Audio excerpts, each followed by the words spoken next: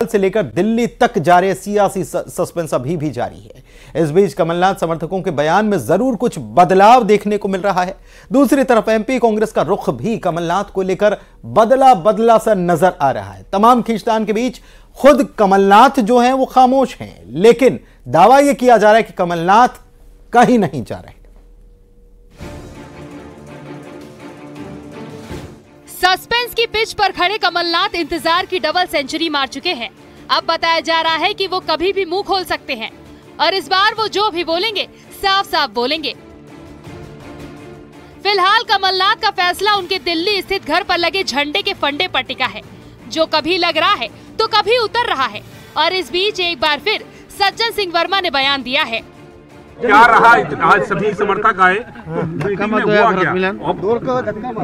आज देखिए बात हुई है, उनका ये कहना है कि एक काल्पनिक प्रश्न का जवाब मैं क्यों दूं, जो एक प्रश्न काल्पनिक है उसका जवाब देने की आवश्यकता मैं नहीं समझता कि हाँ मैं जा रहा हूँ या मैं बीजेपी से समझौता कर रहा हूँ, तब तो मैं उस बात का जवाब देने जाऊँ। मुझे काल्पनिक प्रश्न मेरे सामने उपस्थित हो गया, ये उनका। सर तो ये विराम लग गया है, पार्टी बना रहे, खुद की पार्टी विराम लग गया है। अब नहीं, इसका भाजपा में कहीं और नहीं जा रहे, नकुलनाथ नहीं, कांग्रेस जाने का प्रश्न उपस्थित ही नहीं होता। इस बार कमलनाथ के करीबी सज्जन सिंह के बयान की दिशा बदल गई है। पहले जहां कमलनाथ वहां हम, उसके बाद थोड़ा सा मनमुटाव और अब लोकसभा चुनाव की तैयारी पर चर्चा का दावा सज्जन सिंह कर रहे हैं। अब जब सज्जन सिंह बोले तो उनके साथ कमलनाथ के एक और करीबी मनोज मालवीय भी बोल पड़े। All is well, all is well. नाराजगी जो थी वो दूर हो गई, पूरी दूर हो गई। कांग्रेस नेतृत्व के साथ जो नकुलनाथ हो या कमलनाथ हो, अब कुछ भी बाकी नहीं है, सब बाकी नहीं, सब बिल्कुल बढ़िया है।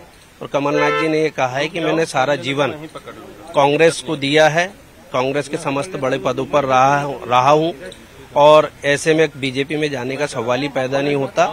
मैं कांग्रेस में था, कांग्रेस में हूँ और कांग्रेस में रहूंगा सारा जीवन। कमलनाथ समर्थक कांग्रेस नेता भले सब कुछ नॉर्मल होने का दावा कर रहे हैं, लेकिन प्रदेश सरकार का रुख अब बदलता नजर आ रहा है। टूट की आशंका के बीच संकट की इस घड़ी में एमपी कांग्रेस ने एकजुटता का संदेश देने की कोशिश की, लेकिन बिखराव के साथ। पार्टी ने बैनर पोस्टर के साथ आयकर विभाग के खिलाफ प्रदर्शन किया, लेकिन पार्टी के बैनर पोस्टर से कमलनाथ नदारद रहे। बावजूद इसके नेता प्रतिपक्ष उमंग सिंघार ने विधायकों के एकजुट रहने को मनोवैज्ञानिक जीत बताया है। जिस प्रकार से आप अभी पिछले 3-4 दिन का घटनाक्रम देखा, लेकिन मैं सभी विधायक, कांग्रेस के विधायकों को कहना चाहता हूं कि जिस प्रकार से आपने धैर्य का परिचय दिया और जिस प्रकार से आप लोग कांग्रेस के साथ खड़े रहे अडिग, ये एक हमारी मनोवैज्ञानिक बड़ी जीत है। और आप जिस प्रकार से हमने सदन में सरकार के खिलाफ सरकार को घेरा। कमलनाथ पर हर तरफ से बयान आ रहा है, कांग्रेस बोल रही है, बीजेपी नेता बोल रहे हैं, लेकिन कमलनाथ चुप है। ऐसे में ऑल इज वेल का दावा तब तक भरोसे के लायक नहीं है जब तक कमलनाथ खुद मीडिया के सामने आकर सब कुछ साफ न कर दे। Bureau report, news 18। उधर छत्तीसगढ़ की भी बात कर लें, जहां पर लोकसभा चुनाव की तैयारी के बीच पूर्व डिप्टी सीएम टीएस सिंहदेव यानी बाबा का एक बड़ा बयान आया। आगामी चुनाव की तैयारियों के बीच उन्होंने पिछले चुनाव का जिक्र कर डाला और साफ शब्दों में कह दिया कि पार्टी में एकजुटता नहीं होने की वजह से हारे थे। दूसरी तरफ बीजेपी कह रही है कि कांग्रेस फिर से हारेगी।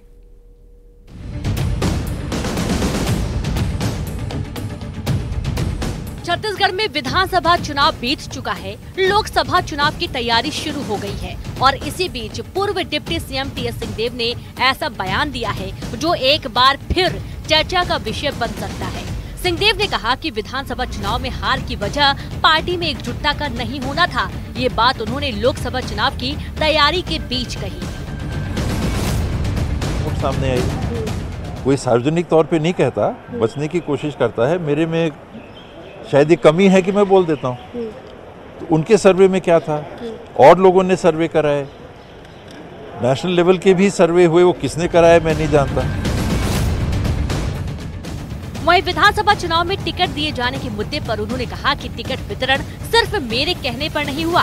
भूपेश बघेल ने भी सर्वे करवाया था, केंद्रीय टीम ने भी सर्वे करवाया था, लेकिन एकजुटता नहीं होने की वजह से हम हार गए। पार्टी की खामियों और कमजोरियों पर वार करने वाले सिंहदेव ने आम चुनाव से पहले नसीहत भी दी। अभी भी वक्त है, संभल जाओ वरना जीत मुश्किल होगी। हमारे बीच में कमियां थीं और एका में प्रभाव पड़ा था, इसमें कोई दो बात नहीं है। और हम जब तक सार्वजनिक तौर पे उसको स्वीकार करके और सही दिशा में एक होकर आगे चलने की नहीं सोचेंगे तो हम अपने घर को अच्छे से संभालने की स्थिति में नहीं आएंगे। हमको अपनी कमी को सबसे पहले, क्योंकि ये मंच भी सार्वजनिक है, ये क्रिया भी सार्वजनिक है, जनप्रतिनिधित्व का है, लोगों के बीच का है, तो हमको स्वीकार करना चाहिए कि हाँ, ये हमें कमी रही। छत्तीसगढ़ के पूर्व डिप्टी सीएम यही नहीं रुके। उन्होंने जब पार्टी की कमजोरियां उजागर की, बिखराव की बात भी कही तो एकजुटता का भी संदेश दिया।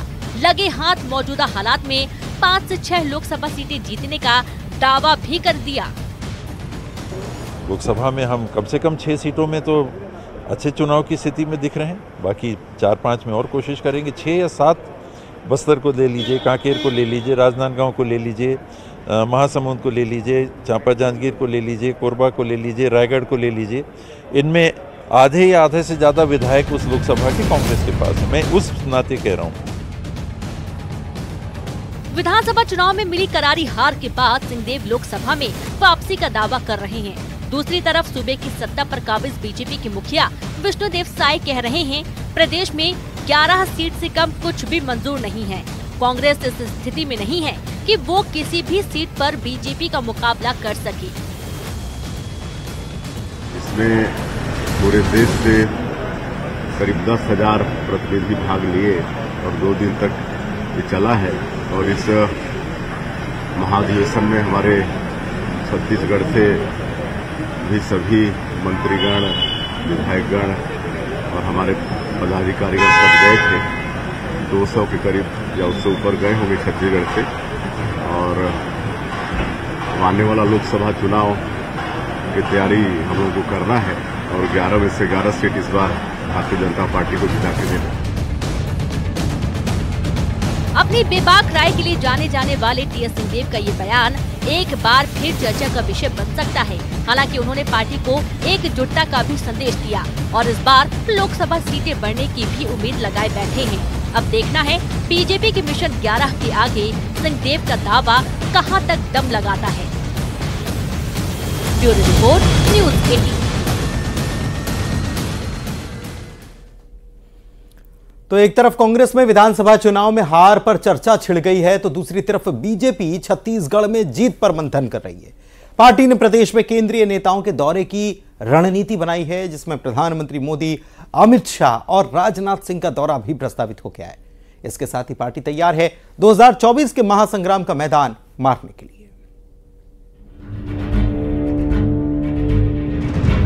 बीजेपी के राष्ट्रीय अधिवेशन के बाद छत्तीसगढ़ में पार्टी मिशन 11 में जुट गई है। इसके लिए केंद्रीय नेताओं को छत्तीसगढ़ की जमीन पर उतारने की रणनीति तैयार है। पार्टी के सबसे बड़े चेहरों का प्रदेश में दौरा तय हो रहा है।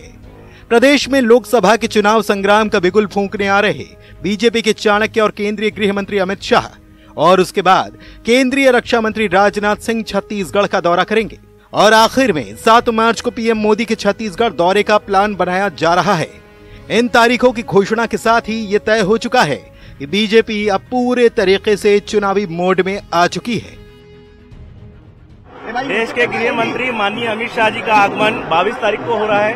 पहले बस्तर क्लस्टर की बैठक लेंगे 11 बजे, उसके बाद बिलासपुर क्लस्टर और रायपुर क्लस्टर, 3 क्लस्टर की बैठक एक ही दिन में होगी और रात्रि को यहाँ से निकल जाएंगे, यहाँ से प्रस्थान करेंगे। एक तरफ पार्टी पूरे प्रदेश में जोश और उत्साह के साथ प्रचार के रण में उतरने की तैयारी कर चुकी है। दूसरी तरफ बीजेपी के राष्ट्रीय कार्यकारिणी की बैठक में हिस्सा लेने के बाद रायपुर पहुंचते ही सीएम विष्णुदेव साय ने हुंकार भर दी। 2 दिन का भारतीय जनता पार्टी का राष्ट्रीय स्तर का महाधिवेशन था, जिसमें पूरे देश से करीब 10,000 प्रतिनिधि भाग लिए और 2 दिन तक ये चला है। और इस महाधिवेशन में हमारे छत्तीसगढ़ से भी सभी मंत्रीगण, विधायकगण और हमारे पदाधिकारीगण सब गए थे। 200 के करीब या उससे ऊपर गए होंगे छत्तीसगढ़ से। और आने वाला लोकसभा चुनाव की तैयारी हम लोगों को करना है और 11 में से 11 सीट इस बार भारतीय जनता पार्टी को जिता के देना। छत्तीसगढ़ प्रदेश कांग्रेस अभी अपनी पुरानी हार और आगामी चुनाव के अंक गणित में उलझी है, लेकिन दूसरी तरफ बीजेपी ने प्रदेश में सियासी पत्ते बिछाने शुरू कर दिए हैं मैदान मारने के लिए। अब देखना है कि बीजेपी का मिशन 11 साकार होता है या कांग्रेस भी अपने हिस्से में कुछ सीटें बटोर पाती है। Bureau report, news 18।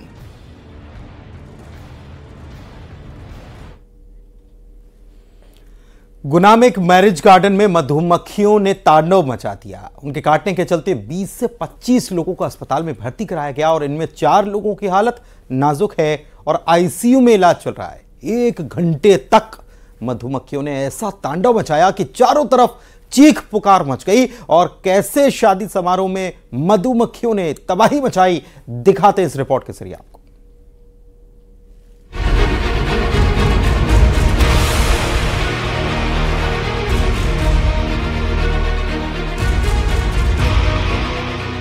Madhya Pradesh के गुना के एक मैरिज गार्डन में शादी समारोह चल रहा था।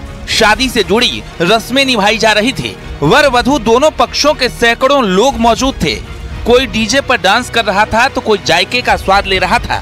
लेकिन इसी बीच मधुमक्खियों के झुंड ने हमला कर दिया। अचानक समारोह में भगदड़ मच गई। लोग चीखने चिल्लाने लगे, इधर उधर भागने लगे, चीख पुकार मच गई। मधुमक्खियों ने ऐसा तांडव मचाया कि 24 लोगों को अस्पताल में भर्ती होना पड़ा, जिसमें से 4 लोगों को बेहद गंभीर स्थिति में आईसीयू में भर्ती करना पड़ा। मधुमक्खी के हमले की जो तस्वीरें इस शादी समारोह से आई वो बेहद हैरान करने वाली है, क्योंकि जिस समारोह में कुछ देर पहले रंग जमा हुआ था वो वीरान हो गया था।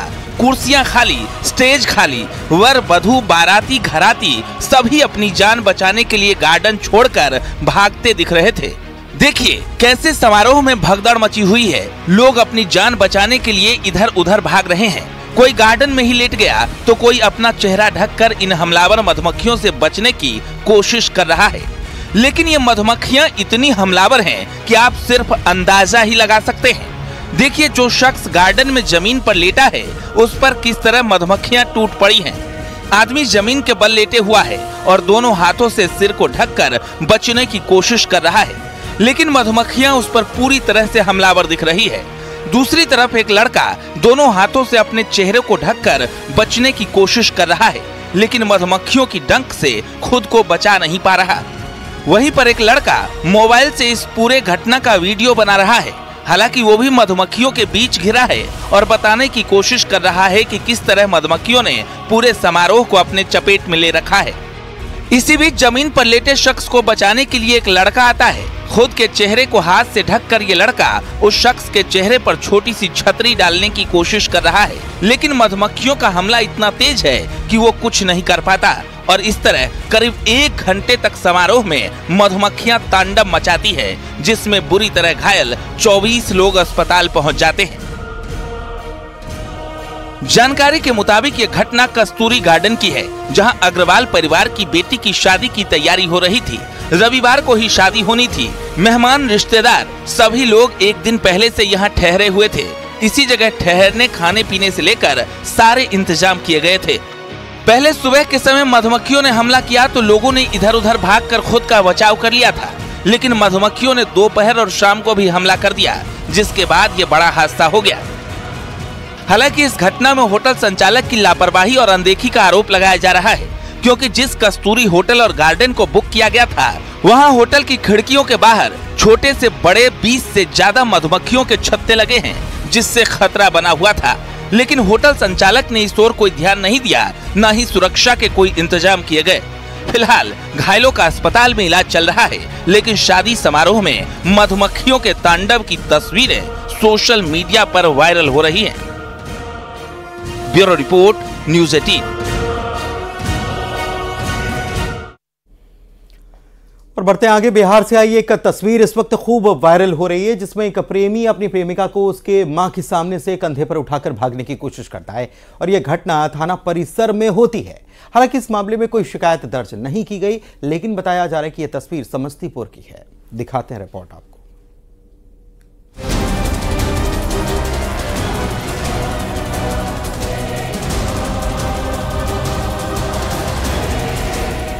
ऑनलाइन प्यार, आशिकी का खुमार और थाने में दिलवाले दुल्हनिया ले जाएंगे वाला सीन। ये तस्वीर बिहार के समस्तीपुर की बताई जा रही है, जहां एक लड़का एक लड़की को कंधे पर उठाकर ले जाने की कोशिश कर रहा है। हैरानी की बात यह है कि पूरा हाई वोल्टेज ड्रामा पुलिस थाने में देखने को मिला। मामला समस्तीपुर नगर थाना परिसर का है, जहां प्यार में पागल एक प्रेमी अपनी प्रेमिका को उसके घर वालों के सामने ही कंधे पर उठाकर ले जाने लगा।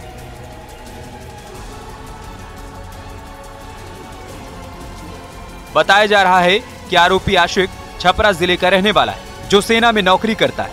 लड़की से वो सोशल मीडिया के जरिए मिला था। इंटरनेट पर शुरू हुई बातचीत का सिलसिला धीरे धीरे प्यार में तब्दील हो गया।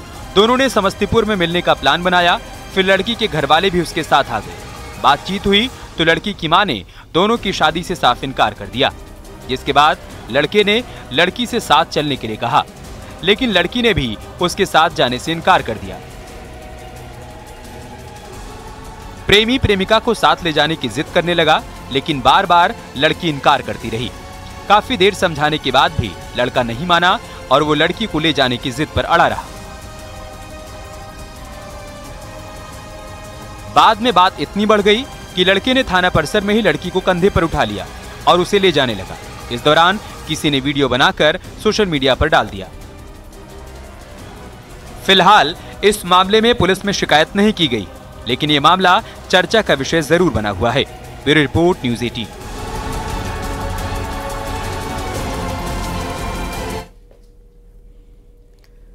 बात ठंडे ठंडे मौसम की कर लेते तो जम्मू कश्मीर समेत पूरे उत्तर भारत के मौसम पर पश्चिम हिमालय में एक्टिव वेस्टर्न डिस्टर्बेंस का असर दिखाई देने लगा है और उसके चलते कई राज्यों में बारिश तो जम्मू कश्मीर और हिमाचल प्रदेश में भारी बर्फबारी हो रही है। कश्मीर के पहाड़ी इलाकों में सुबह से ही जमकर बर्फबारी देखी गई। कश्मीर में हो रही बर्फबारी के कारण तापमान में गिरावट आई है और इसके चलते ठंड बढ़ गई है। कश्मीर के पहाड़ी इलाकों में हो रही बर्फबारी की वजह से मुगल रोड को बंद कर दिया गया।